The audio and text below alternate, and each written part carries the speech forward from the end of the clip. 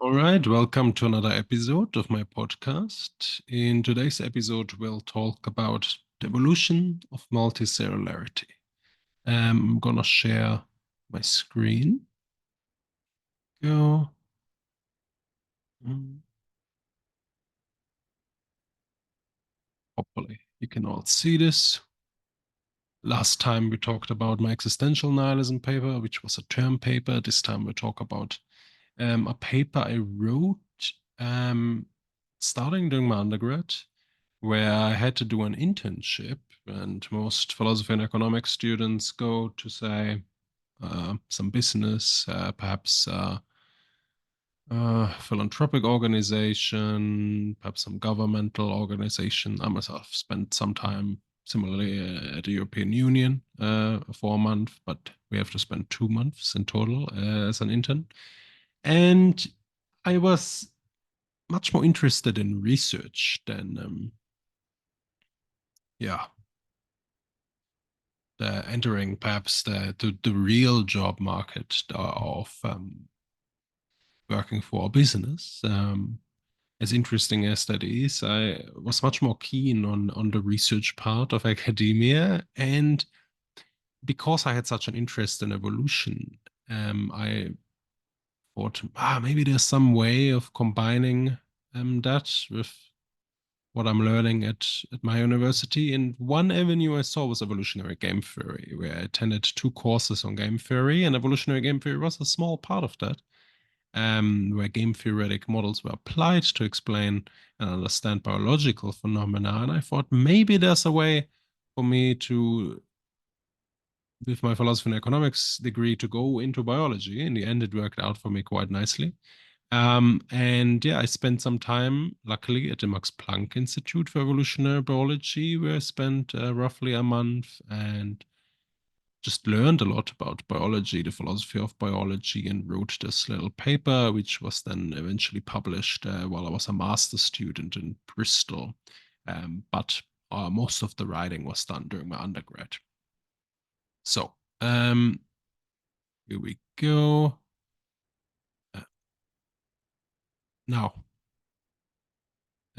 again, I'll read out the paper and then also talk about it a bit more, background, what I'm thinking about it now, and the like. And I hope you'll find this interesting, especially if you have perhaps a condition like ADHD, dyslexia, where reading papers becomes more difficult.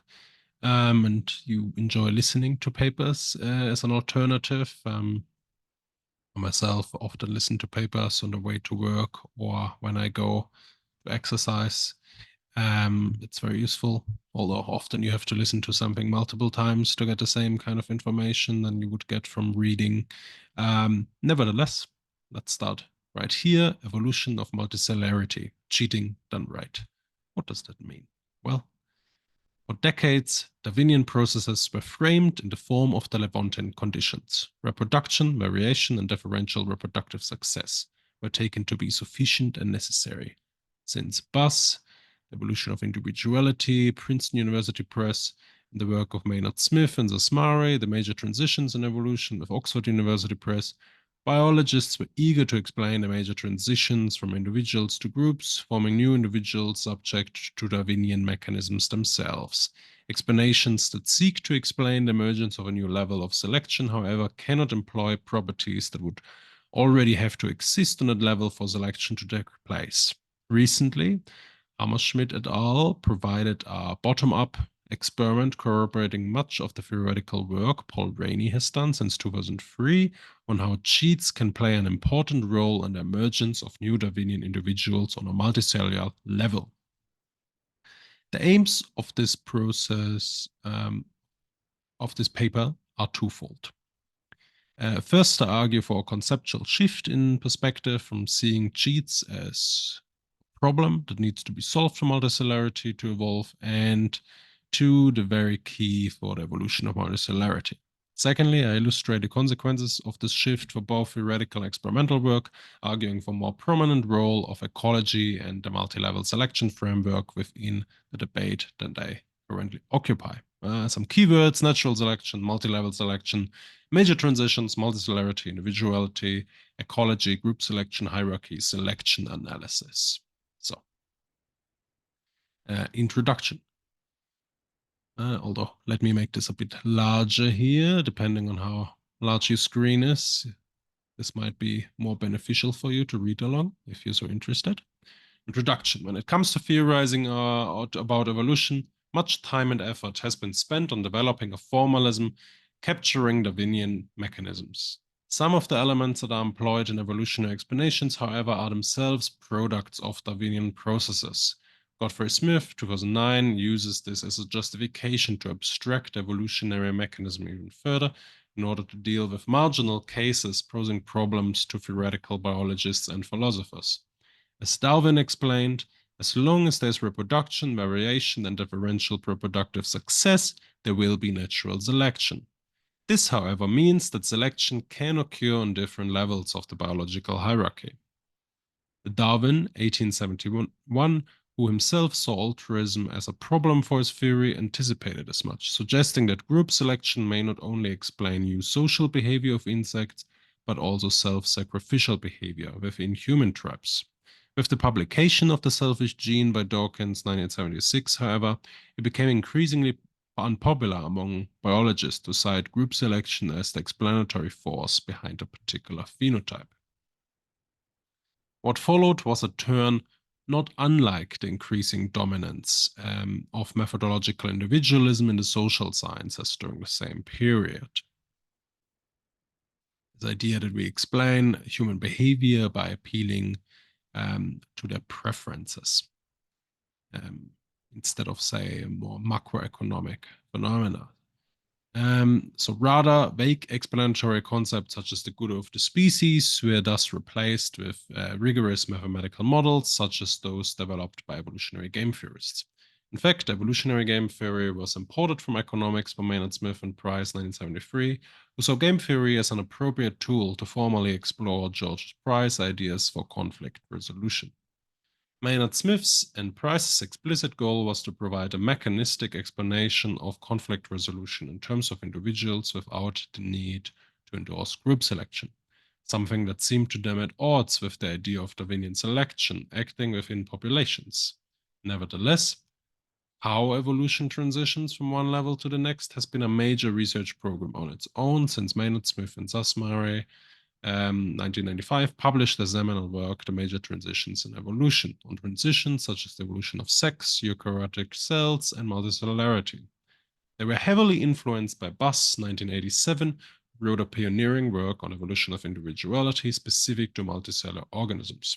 Despite being one of the strongest advocates for individualism in biology, making way for mathematization of the discipline, Maynard Smith recognized the possibility of group selection being the driving force among the major transitions, at least as a possibility. Although there were numerous biologists working on modeling the transition between multiple levels of selection, one of the most important ones being Michaud, Rosen-Michaud, Michaud and Nedelcu, it arguably took the combined efforts of biologists and philosophers of science, Sober and Wilson, Okasha, Godfrey Smith. For the references, please consult the video or the paper itself. I think it becomes now too cumbersome to read this out every time in detail. Sometimes I will, because it's more useful. Other times, I think it's in the interest of any listener to probably skip the detailed references here. But I hope, at least for those who are interested in that, they will follow along with the video and can see that. So, for multi-level selection to become an accepted explanatory strategy, again, serving as an exemplary for the importance and impact of philosophy of biology. Since then, biologists have been much more eager to propose not only new models, see Troelsen and Novak, 2006, but also to conduct experiments in order to arrive at explanations for the evolution of multicellularity. One of them is Paul Rainey, an experimental biologist who explicitly uses multilevel selection to further scientific understanding of the transitions from singular cells to multicellular organisms. Indeed, he just moved to the Max Planck Institute for Evolutionary Biology. though he also held other appointments. That is the major transitions having occurred most often. Multicellularity. Rainey's research, here a bunch of papers, led to multiple experiments, one of which, already cited in abstract, Hammerschmidt et al. 2014, is the focus of this paper, and as I'm arguing, has enormous potential to shed light, new light, on this major transition and change the theoretical debates regarding the emergence of individuality. In their paper, Life Cycles, Fitness, Decoupling, and Evolution of Multicellularity, Hammerschmidt et al. 2014 conclude the results of the experimental findings, trying to corroborate the research program of Paul Rainey. While working in the lab, Rainey became interested in the more philosophical problems of biology and started to think about the possible mechanisms by which a transition towards multicellularity might occur.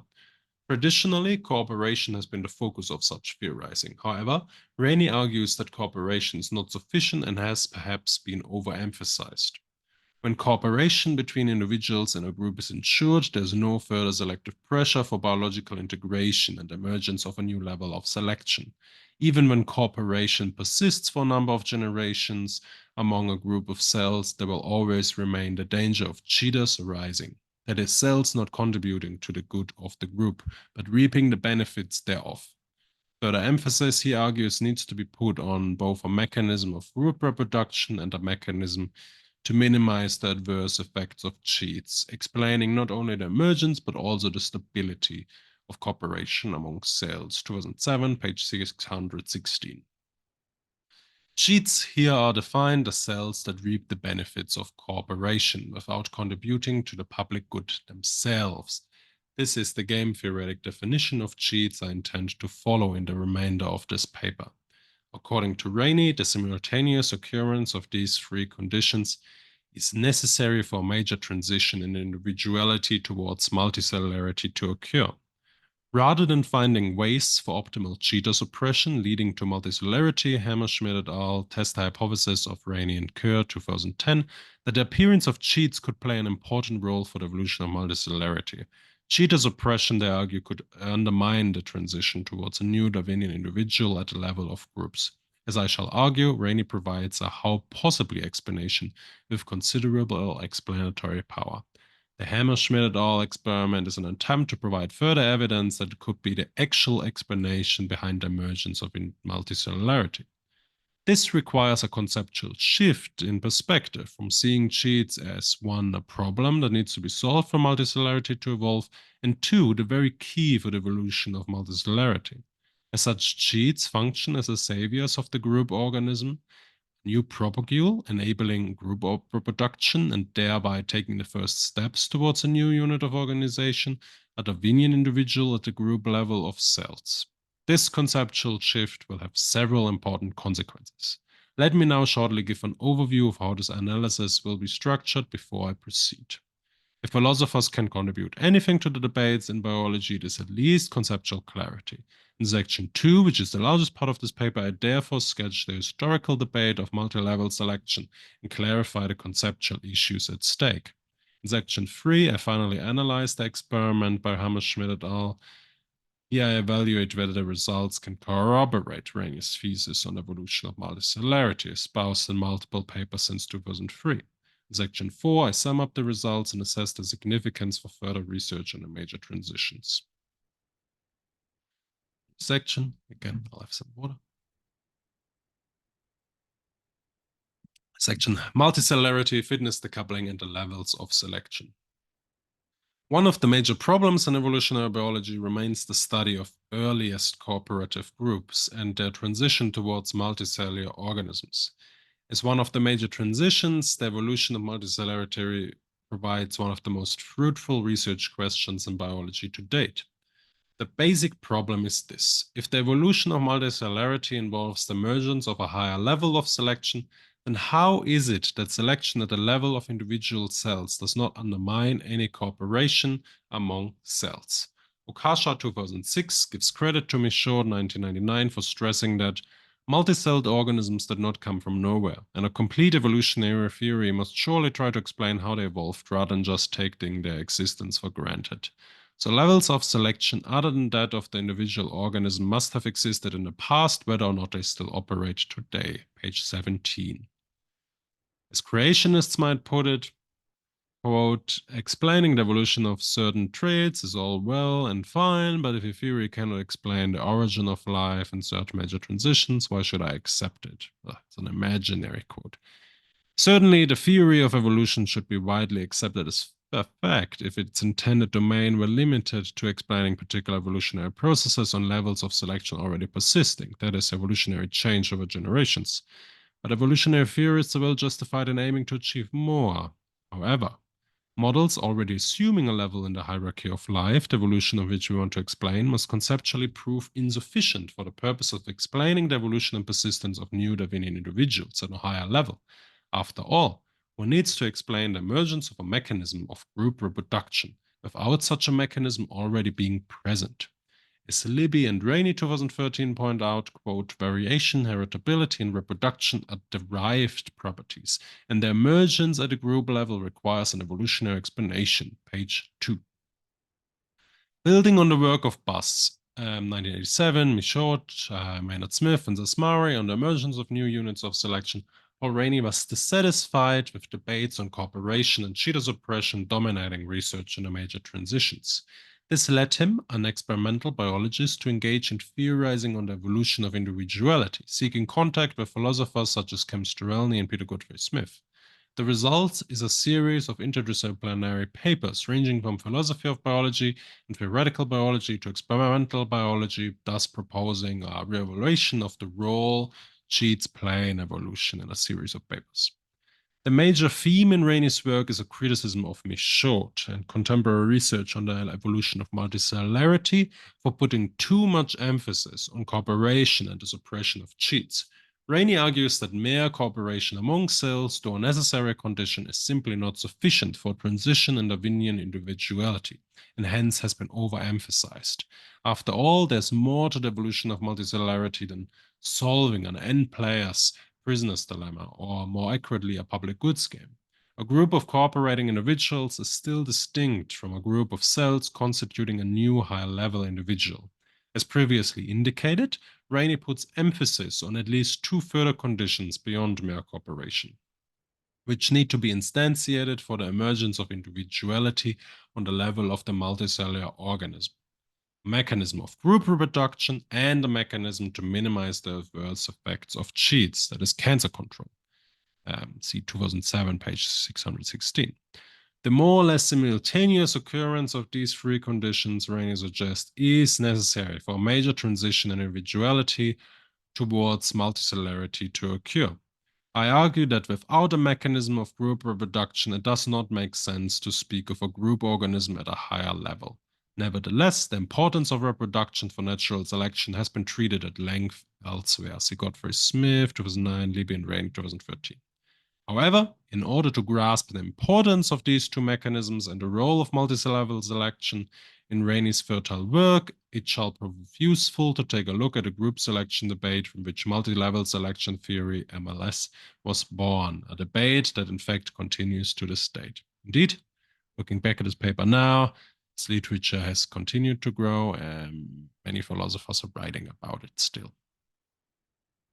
Once the idea that cancer is natural selection acting on the level of cells in a multicellular organism became widespread through conceptual arguments, largely driven by evolutionary game theory models, dispute has arisen over the degree to which selection at a lower level undermines the conceptually possible group selection acting at a higher level. Frank et al. 1995, 2003, Extel wrote et al. 2006. This is captured in the ongoing debate on the best explanatory account for the emergence and persistence of altruism and cooperation.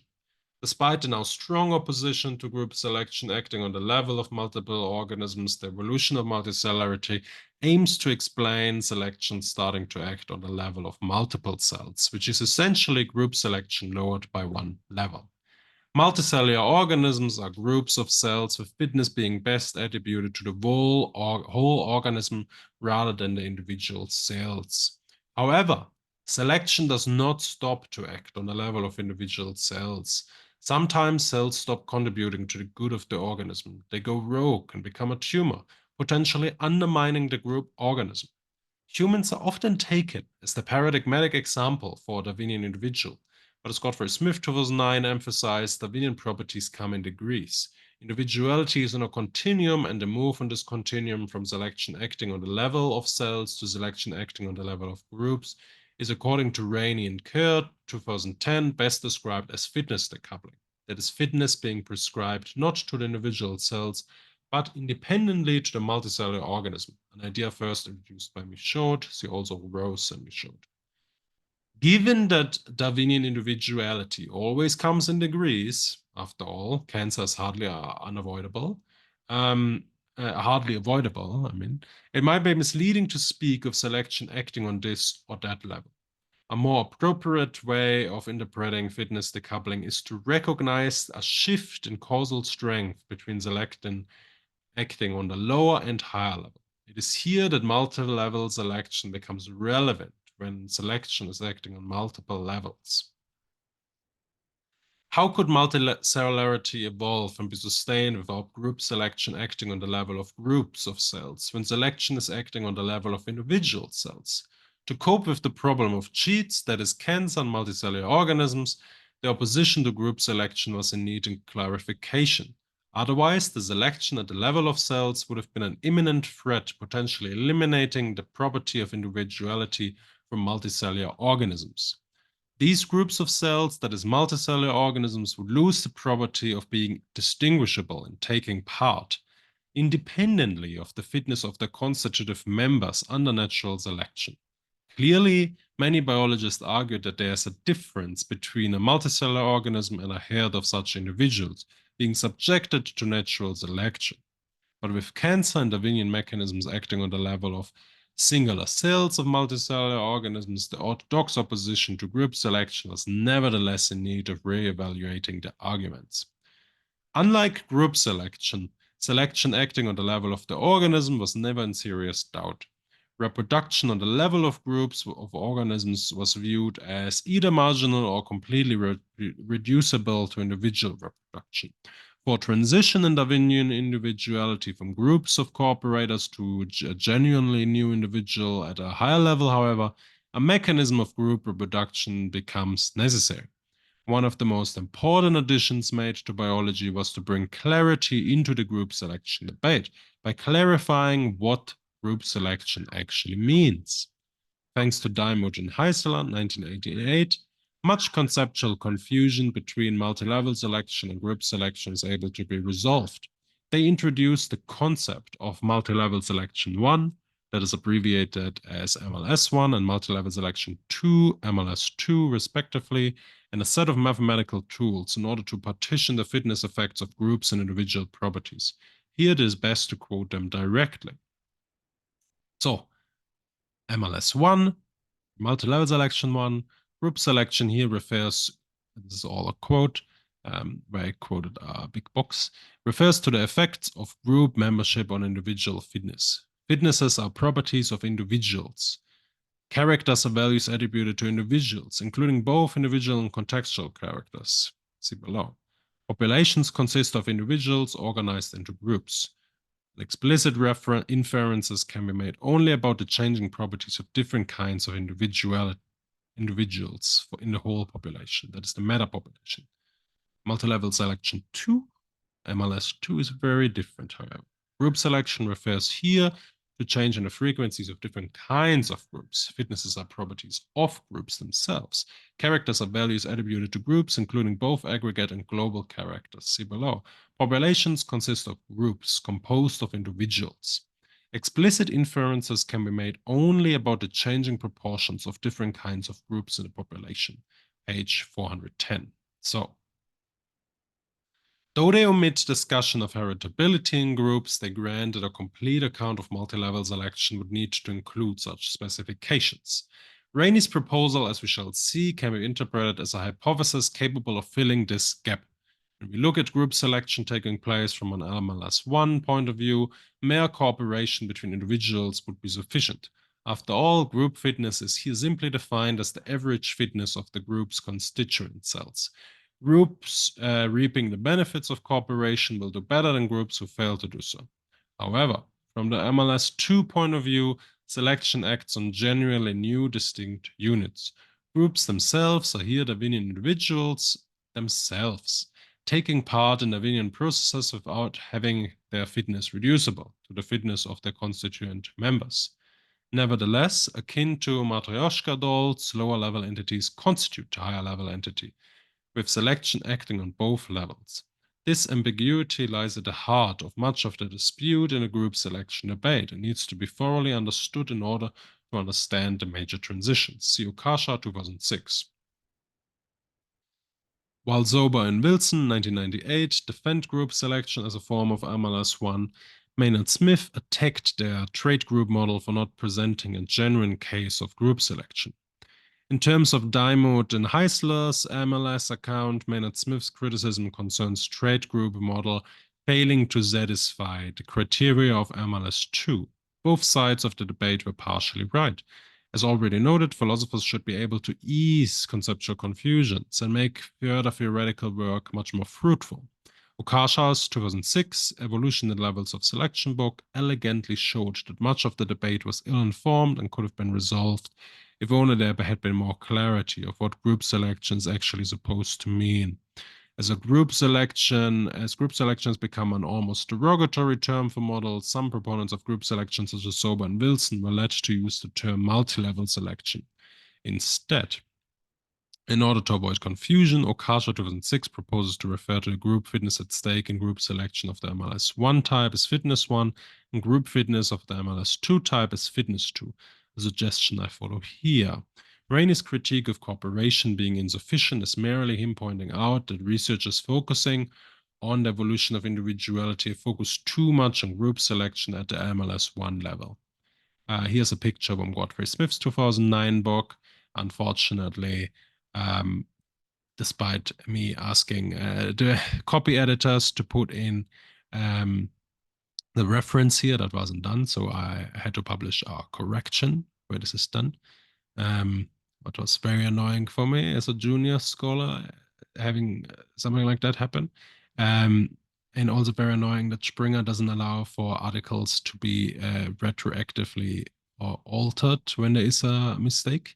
So I think now with 4 figures, you have to find the footnotes that reference the pictures, which is very annoying and unfortunate.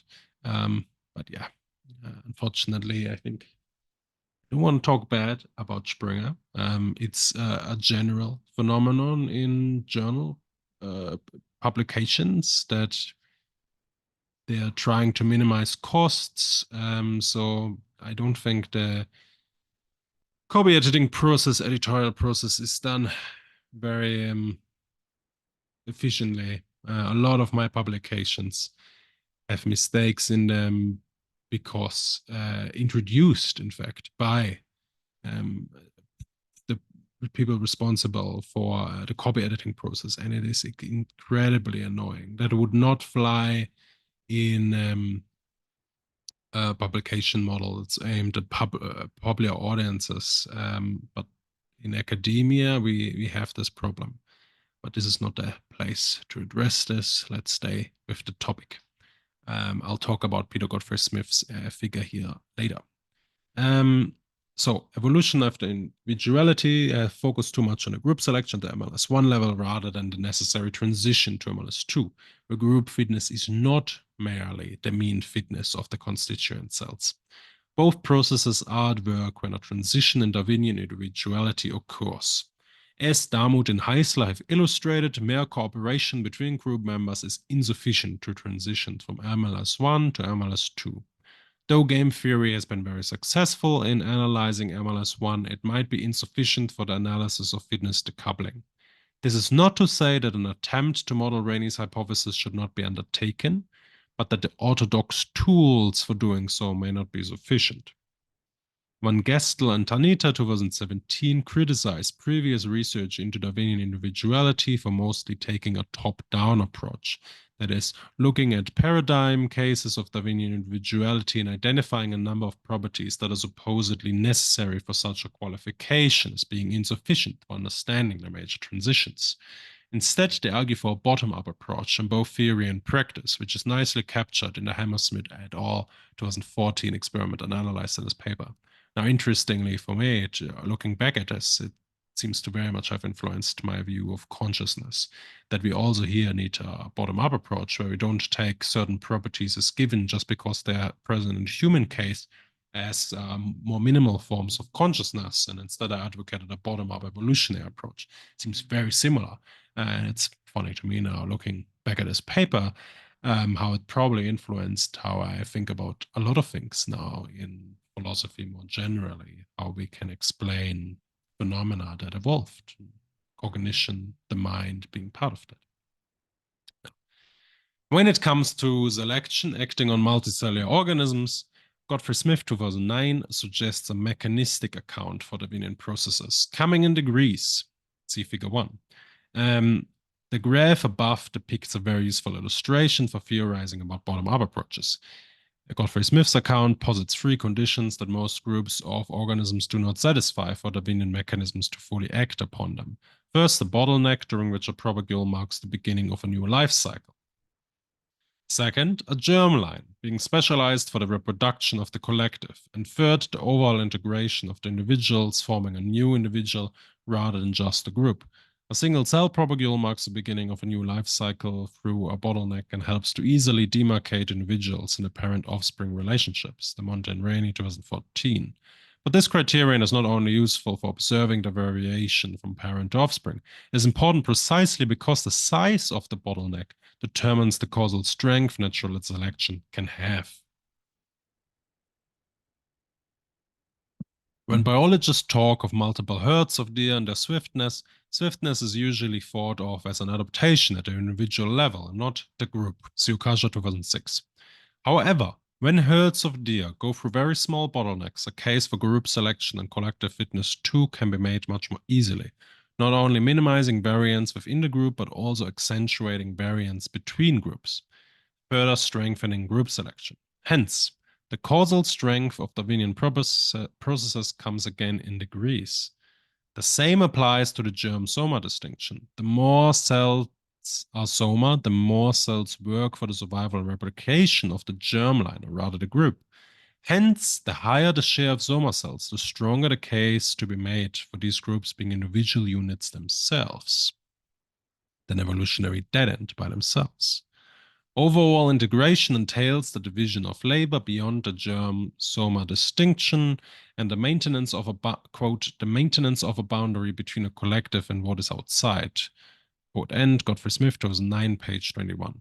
While his and Kerr's proposal of a single cheating cell as a new propagule marking the beginning of a new life cycle already weakly satisfies the criteria of Godfrey Smith, overall integration is here still lacking. Their proposal of a mechanism for group reproduction, a mechanism to minimize the adverse effects of cheats, seems even less restrictive than Godfrey Smith's account.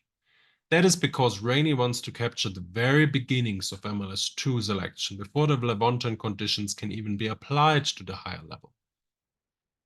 Godfrey Smith himself stresses the role of marginal cases that, though not satisfying all criteria, may nevertheless have natural selection acting upon them.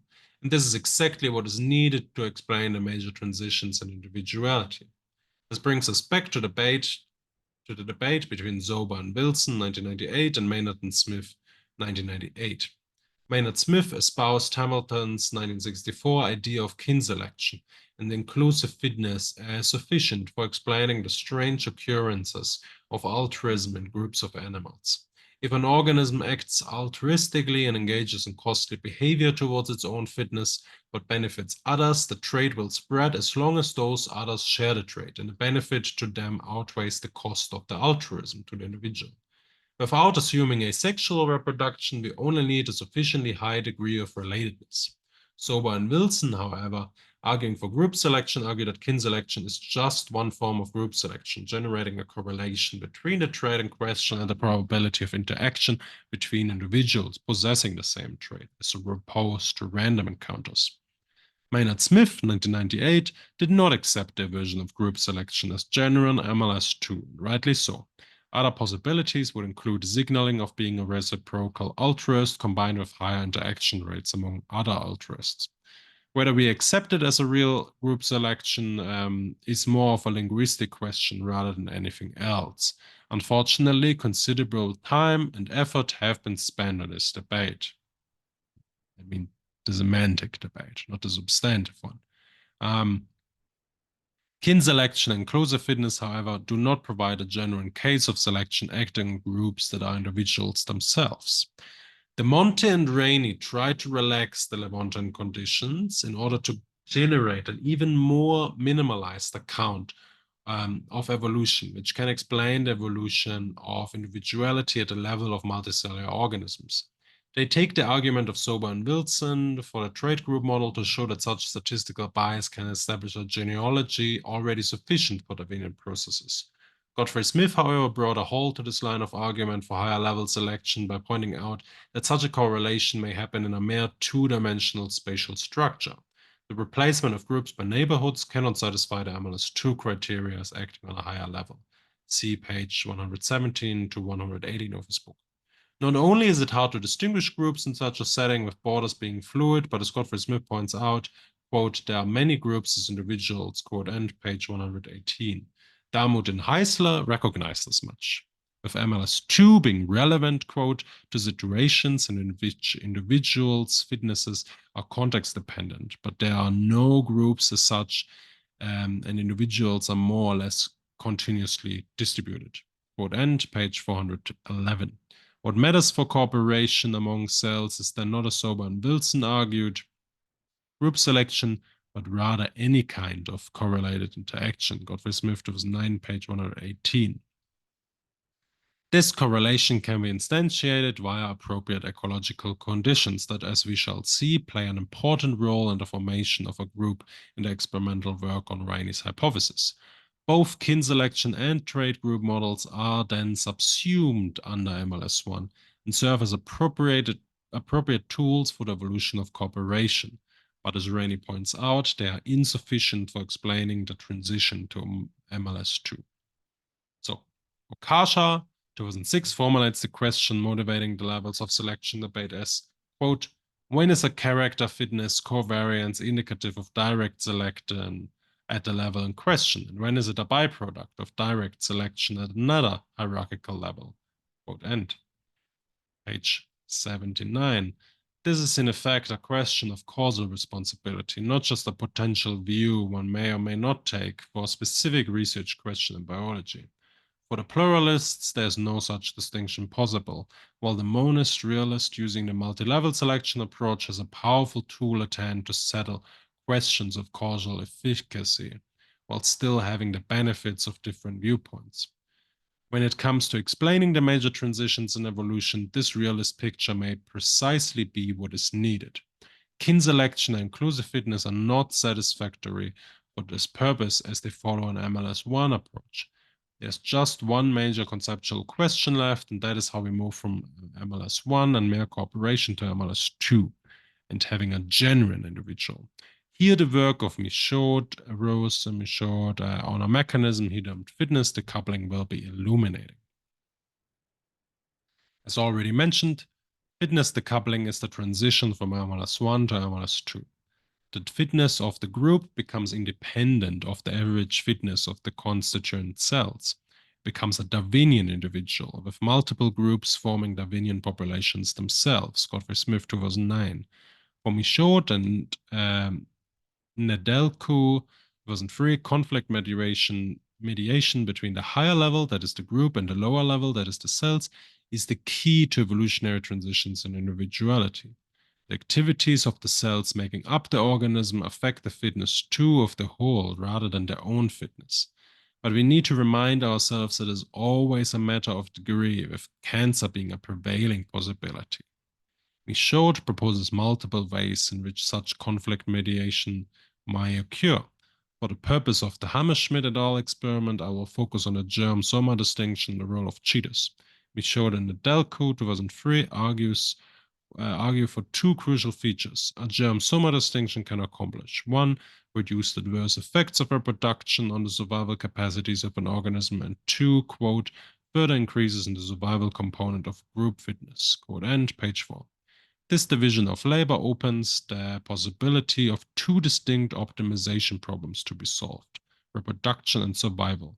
Once the ball gets rolling, the multicellular organism can become ever more specialized and integrated.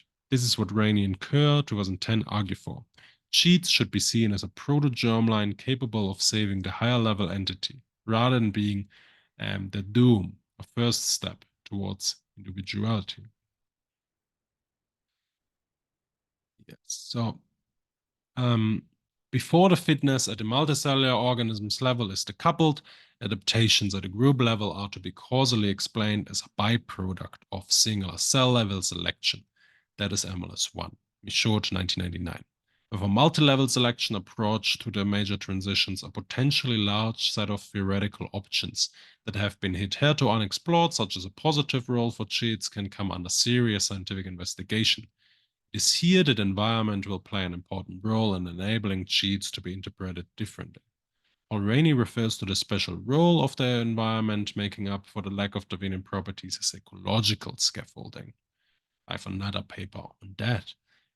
But this new task of explaining the major transitions with seemingly non-Darwinian means that seems far more adventurous enterprise than previously explanatory tasks of how already existing populations change over time with well-established methods readily available.